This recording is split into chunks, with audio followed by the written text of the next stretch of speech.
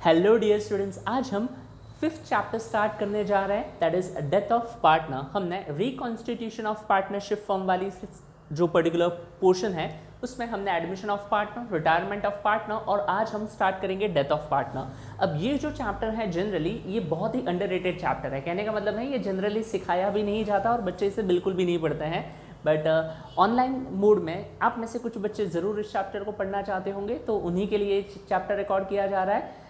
क्योंकि एग्जाम में जिस भी पैटर्न में क्वेश्चंस आते हैं बच्चे इसे स्किप करके दूसरा क्वेश्चन ही ऑप्शन में सेलेक्ट करते हैं, तो उन सारी बातों को हम लास्ट में डिस्कस करेंगे सिलेबस को कंप्लीट करने के बाद। बट अभी के लिए हम स्टार्ट करते हैं हमारा नया chapter which comes under reconstitution of partnership firm, और जहां पर कैटेगरी है डेथ ऑफ पार्टनर। जैसे कि बच्चों हम एडमिशन ऑफ पार्टनर डिस्कस कर चुके हैं, रिटायरमेंट ऑफ पार्टनर डिस्कस कर चुके हैं, डेथ ऑफ पार्टनर वाले इस पर्टिकुलर चैप्टर को मैं तो रिटायरमेंट का ही एक सब पार्ट कहूंगा, क्योंकि बच्चों death of partner is nothing but the compulsory retirement from partnership firm. अगर किसी पार्टनर की डेथ हो जाती है तो on account of his death इसे कहा जाएगा कि वो पार्टनरशिप फर्म से क्या हो चुका है, रिटायर हो चुका है। और इसका ट्रीटमेंट लगभग क्या ऑलमोस्ट 99% रिटायरमेंट ऑफ पार्टनर के जैसा ही है। सिर्फ एक या दो तीन बातें ऐसी हैं जो रिटायरमेंट और डेथ को थोड़ा सा अलग बनाएंगी, मतलब बहुत छोटा बहुत डिफरेंस है, बाकी सारी की सारी चीज़ें इस डेथ ऑफ पार्टनर में रिटायरमेंट के जैसी ही हैं। कहने का मतलब न्यू रेशो का कैलकुलेशन भी same as retirement of partner, then revaluation account तो एडमिशन से ही चेंज नहीं हुआ है, सारी बातें एक जैसी ही हैं। सिर्फ इसके जो हम क्वेश्चंस करेंगे वो थोड़े से आपको अलग लग सकते हैं। तो इसी पर्टिकुलर सिचुएशन के साथ स्टार्ट करते हैं इस चैप्टर के इंपॉर्टेंट पॉइंट्स और सारी बातों के साथ। तो बच्चों अगर किसी पर्सन किसी एग्जिस्टिंग पार्टनरशिप फर्म में मान लीजिए तीन पार्टनर्स हैं, mister A, mister B and mister C, इसमें से मिस्टर सी की डेथ हो जाती है, तो on account of death of mister C का जो एग्जीक्यूटर होगा, जो लीगल हायर होगा, मतलब उसके बाद उसकी प्रॉपर्टी जिसको मिलने वाली है या फिर जो उसका जो विल मतलब वसीयत, उस वसीयत का जो एग्जीक्यूटर है उसको वो सारी चीज़ें ट्रांसफ़र कर दी जाती हैं। तो on account of death of partner, जिस पार्टनर की डेथ हुई है, अब डेथ हो गई वो तो रहा नहीं, बट उसका जो रिप्रेजेंटेटिव है, उसका जो लीगल हायर है, उस लीगल हायर को, उस एग्जीक्यूटर ऑफ विल को सारी चीज़ें ट्रांसफ़र कर देनी पड़ती हैं। अब सारी चीज़ें ट्रांसफ़र कर देनी पड़ती हैं मतलब हम कौन सी चीज़ें ट्रांसफ़र करने की बात कर रहे हैं, हम उन अमाउंट्स को, उन पैसों को, उन चीज़ों को ट्रांसफ़र करने की बात कर रहे हैं जो उस पार्टनरशिप फर्म से रिलेटेड है जिसमें वो पर्सन पार्टनर था। तो हमारी पार्टनरशिप फर्म में मिस्टर सी पार्टनर थे, मिस्टर सी की डेथ हो जाती है, तो मिस्टर सी का जितना भी पैसा बनता है वो पूरा का पूरा पैसा मिस्टर सी के एग्जीक्यूटर, उनके लीगल हायर को ट्रांसफ़र कर दिया जाएगा। अब इसमें क्या क्या ट्रांसफ़र किया जाएगा, ये सारी चीज़ें ऑलमोस्ट वही हैं जो मैंने आपको रिटायरमेंट के टाइम बताई थी, that is calculation of amount payable to retiring partner. यहाँ पर भी कुछ वैसा ही है, बट यहाँ पर सिर्फ एक दो चीज़ें आपको ऐड मिलेंगी। तो ध्यान से देखते हैं, अगर किसी पार्टनर की डेथ हो जाती है तो उसका जो एग्जीक्यूटर होगा, उसका जो लीगल हायर होगा, एग्जीक्यूटर, लीगल हायर, वही उसका रिप्रेजेंटेटिव, उसके बाद जो पर्सन होगा जिसको पैसे मिलने, उसको हमें क्या क्या वापस देना पड़ेगा और उसकी कैलकुलेशन कैसे करेंगे, अकाउंट के फॉर्म में भी बताऊंगा और लिस्ट के फॉर्म में भी आपको चीज़ें बताई जाएंगी। तो सबसे पहले तो उसे उसका कैपिटल का जो बैलेंस होगा, कैपिटल अकाउंट जो क्वेश्चन में दिया होता है, वो कैपिटल अकाउंट उसने इन्वेस्ट किया वो वापस लेना चाहेगा, मतलब उसका एग्जीक्यूटर उस पर क्लेम कर सकता है या पार्टनरशिप फर्म उसे पे करेगी, जो भी है। तो कैपिटल वापस देना पड़ेगा उसके एग्जीक्यूटर को। और क्या करेंगे, जो हम कहते हैं ना distribution of accumulated profits and losses, जो हमने एडमिशन से डिस्ट्रीब्यूट करते आ रहे हैं। अगर किसी पर्सन की डेथ हो जाती है जो पार्टनरशिप फर्म में पार्टनर था, तो अब तक पार्टनरशिप फर्म ने जो भी पैसा कमाया है, जितना भी प्रॉफिट एक्यूमुलेट हुआ है या फिर अगर लॉस है, तो उस प्रॉफिट और लॉस का डिस्ट्रीब्यूशन डेथ ऑफ पार्टनर में भी वैसा ही होगा जैसा हमने एडमिशन में भी देखा था बच्चों और रिटायरमेंट में भी देखा था। ये पार्ट कंसिस्टेंट है दोनों चैप्टर्स में और इवन इसमें भी। उसके बाद जिस पार्टनर की डेथ हुई है वो चाहेगा कि उसे उसका शेयर ऑफ गुडविल भी मिल जाए।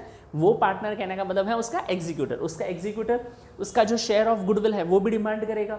उसके बाद अगर पार्टनरशिप फर्म में पार्टनर्स के कैपिटल पे कोई इंटरेस्ट दिया जा रहा है, सैलरी है, कमीशन है, बाय द वे ज़्यादा प्रॉपर होगा हम इसे सैलरी ड्यू और कमीशन ड्यू के फॉर्म में कहें। ये जो अमाउंट है अगर दी गई है क्वेश्चन में या पार्टनरशिप फर्म पार्टनर्स को पे कर रही है तो उस अमाउंट पे भी वो क्लेम कर सकते हैं। और क्या क्या देना पड़ सकता है, ड्राइंग, इंटरेस्ट ऑन ड्राइंग, जैसे कुछ देना पड़ेगा, वैसे ड्राइंग्स और इंटरेस्ट ऑन ड्राइंग भी उसी के कैपिटल अकाउंट पे चार्ज किए जाएंगे। अलॉन्ग विद दैट क्वेश्चन में बताए होंगे, बट ये तो मैं बता रहा हूँ क्या क्या वो लेके जाएगा। कैपिटल लेके जाएगा, डिस्ट्रीब्यूशन ऑफ एक्यूमुलेटेड प्रॉफिट्स और लॉसेस वो लेके जाएगा, शेयर ऑफ गुडविल के लिए वो लेके जाएगा, डिमांड कर सकता है। इंटरेस्ट ऑन कैपिटल, उसकी सैलरी, उसका कमीशन कुछ बनता है till the date of death, वो भी पार्टनरशिप फर्म उस डिसीज्ड पर्सन के एग्जीक्यूटर को देगी। ड्राइंग्स, इंटरेस्ट ऑन ड्राइंग का भी एडजस्टमेंट हमें यहाँ करना पड़ सकता है। ये जो चीज़ है ना, ये बहुत नई या थोड़ी सी अलग है। Profit till the date of death, अब तक आपने देखा होगा just for the sake of convenience हमारे जो पार्टनर्स हैं उनका एडमिशन 1 अप्रैल को हो रहा था, उनकी रिटायरमेंट भी, रिटायरमेंट तो वैसे इन बिटवीन भी हो सकती है, बट जो मेजोरिटी क्वेश्चन जो हमारे पास है हमारे टेक्स्ट बुक में, उसमें साल के पहले दिन ही पार्टनर का रिटायर हुआ था। तो अगर साल के पहले दिन पार्टनर रिटायर हो रहा था तो profit till the date of retirement वाला क्वेश्चन अराइज हो नहीं रहा था। नॉर्मली टेक्सचुअल क्वेश्चंस में अराइज हो रहा नहीं था, बट कंसेप्ट वहां पर भी बनता है रिटायरमेंट में, बट डेथ में तो वो अलग से ही दिया है, जिसे मैंने नाम दिया है profit till the date of death. अगर मान लीजिए किसी पार्टनर की डेथ हो जाती है 1 जुलाई को, तो 1 जुलाई को डेथ हो जाएगी, और अगर वो फाइनेंशियल ईयर है तो अप्रैल, मई, जून, अप्रैल, मई और जून, ये 3 मंथ्स का प्रॉफिट में भी तो उसका हिस्सा मिलना चाहिए ना। तो उसी पॉइंट के लिए भी वो क्लेम करेगा, वो भी पार्टनरशिप फॉर्म उस पार्टनर के डिसीज्ड पार्टनर मतलब बच्चों जिसकी डेथ हो गई है, कहीं तो लिखा होगा मैंने, या डिसीज्ड पार्टनर मींस जिसकी डेथ हो गई उसे डिसीज्ड पार्टनर कहते हैं, तो उसके वो भी अमाउंट देना पड़ सकता है। और प्रॉफिट और लॉस ऑन रीवैल्यूएशन, क्योंकि उस पार्टनर की डेथ हो जाएगी, उसके लीगल हायर को आप सब कुछ पे कर दोगे, तो उसका लीगल हायर एग्जीक्यूटर भी तो कहेगा ना कि असेट्स और लायबिलिटीज के रीवैल्यूएशन में भी जो भी प्रॉफिट और लॉस है वो भी हमें उसे देना पड़ेगा। तो इस तरीके से इतने सारे कुछ अमाउंट्स हैं जो हमें, जिस पार्टनर की डेथ हो गई है उसके लीगल हायर, उसके एग्जीक्यूटर या उसके नॉमिनी को हमें पे करनी पड़ सकती हैं।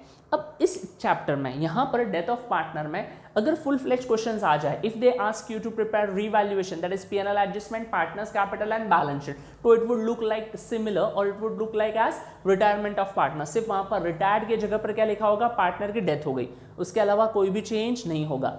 या फिर यहाँ पर इस चैप्टर में क्वेश्चंस में सिर्फ कभी कभी आपको उस डिसीज्ड पार्टनर का उसका कैपिटल अकाउंट प्रिपेयर करने के लिए कहते हैं, prepare partners capital account, deceased partners capital account. तो वहां पर जब जिसकी डेथ हो गई है अगर उसी का कैपिटल अकाउंट बनाना है तो सिर्फ उसमें क्या क्या चीजें आएंगी वही मैं यहाँ पर एक बार आपको इन्हीं चीज़ों को अकाउंट के फॉर्म में भी लिखकर बताता हूँ। दो ये सिमिलर है रिटायरमेंट के जैसे, बट फिर भी इस चैप्टर के इंट्रोडक्शन में बहुत कुछ है नहीं कवर करने के लिए, तो इन्हीं चीज़ को और एक बार देख लेते हैं और क्वेश्चंस में तो हम देखेंगे।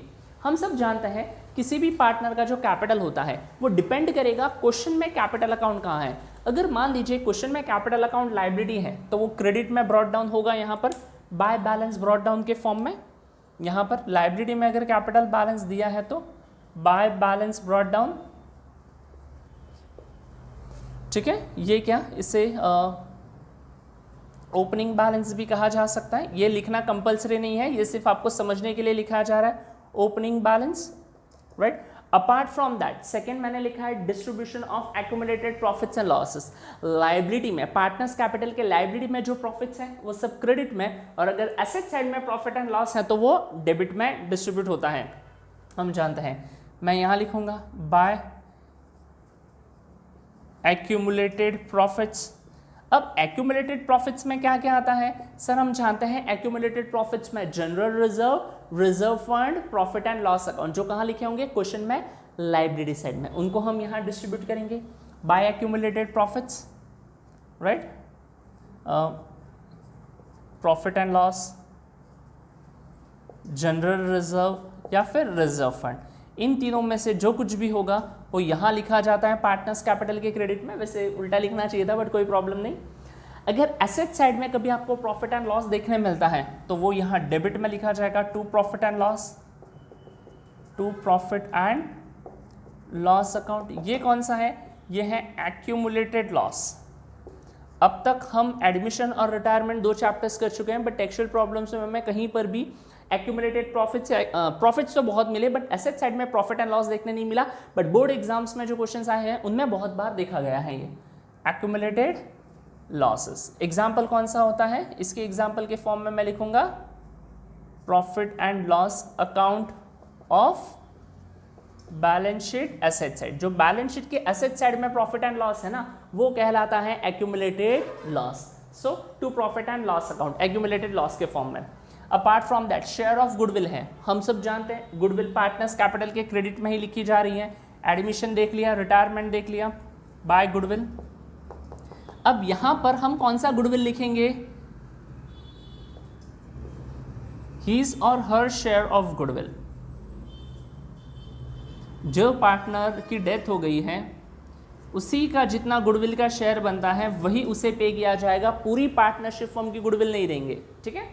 Apart from that interest on capital, salary और कमीशन है, तो ये आपको लग रहा होगा कि हम ये पार्टनर्स कैपिटल अकाउंट के जैसा बना रहे हैं, तो ये बच्चों वैसा ही है, ठीक है। सिर्फ यहाँ पर मैं 3 अमाउंट्स के कॉलम प्रिपेयर करके ABC 3 पार्टनर्स का नाम लिखने के बदले मैंने सिर्फ ये जिस पार्टनर की डेथ हो गई है उसी का कैपिटल अकाउंट बनाया और मैंने नाम लिखा है डिसीज्ड पार्टनर्स कैपिटल अकाउंट, मतलब जिसकी डेथ हो गई है उसका कैपिटल अकाउंट, ठीक है।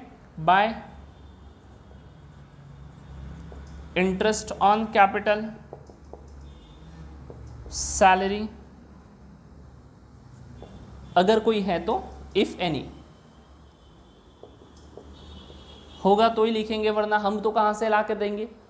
Drawing and interest on drawing, जैसे हम normal admission partnership final account से सीखते आ रहे हैं, पार्टनरशिप फाइनल अकाउंट, एडमिशन और रिटायरमेंट, अगर उस पार्टनर को ड्राइंग्स और इंटरेस्ट ऑन ड्राइंग्स है तो ये जो चीज़ें कैपिटल को डिक्रीज करती हैं वो सब पार्टनर्स कैपिटल के डेबिट में लिखी जाती हैं।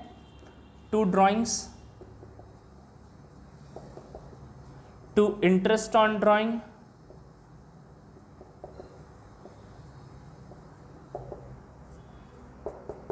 ऑब्वियसली इफ एनी अगर कोई होगा तो ही लिखेंगे, ज़बरदस्ती नहीं है। सेम इसके लिए भी क्वेश्चन में दिया होगा, मैं तो सिर्फ आपको बता रहा हूँ कि इनको लिखना कहाँ है। अगर ड्राइंग्स आ जाता है तो उससे पार्टनर्स कैपिटल के डेबिट में, interest on drawing partners capital के डेबिट में, और क्रेडिट में कौन से आइटम्स आते हैं। आई होप आपने पार्टनरशिप फाइनल अकाउंट अच्छे से पढ़ा होगा, वहाँ मैंने आपको रीज़न भी बताया है। जो चीज़ें पार्टनर्स कैपिटल को इंक्रीज करती हैं वो सब क्रेडिट में, और जिन चीज़ों से पार्टनर्स कैपिटल डिक्रीज होता है वो कहाँ आती है, डेबिट साइड में, ठीक है। तो लिख लेते हैं ये डेबिट साइड में, और सर यहाँ पर ये क्रेडिट साइड में, इंक्रीज होने वाली चीज़ें क्रेडिट में, डिक्रीज होने वाली डेबिट में, बिल्कुल सही।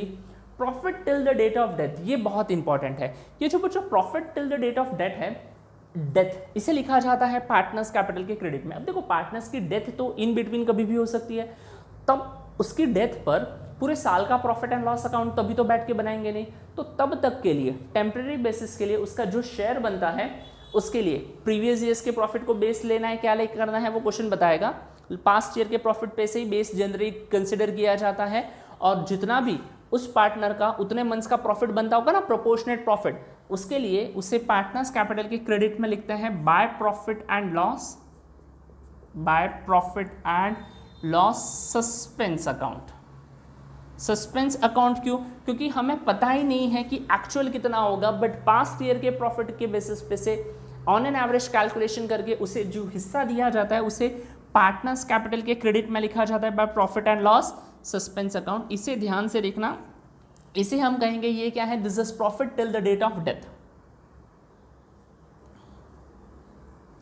Share of profit till the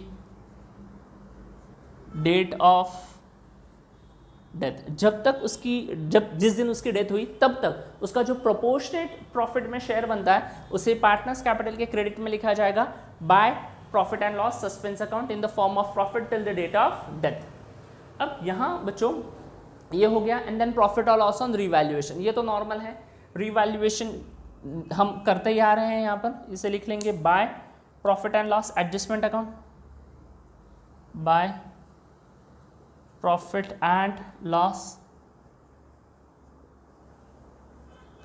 adjustment account, और इस तरीके से हम finally partners capital account close करेंगे। और जो भी बैलेंसिंग फिगर आएगा, यहाँ मैं ऐसा एज्यूम कर रहा हूँ कि क्रेडिट की टोटल ज़्यादा होगी, और जो भी बैलेंसिंग फिगर आएगा वो ट्रांसफर कर दिया जाएगा to his executors loan account, to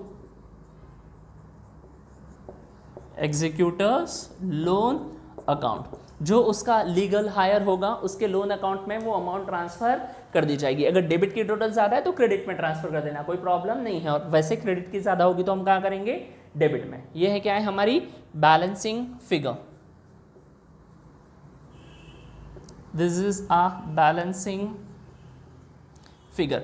ये सिर्फ इसलिए बताया क्योंकि यहाँ पर कभी कभी सेपरेटली इन दिस चैप्टर वो हमें सेपरेटली पूछेंगे कि prepare deceased partners capital account, that's it, इसलिए ये अलग से बताया गया। वरना अगर फुल फ्लेज क्वेश्चन है तो ये किसके जैसा होगा, सेम टू सेम, किसके जैसा, रिटायरमेंट के जैसा।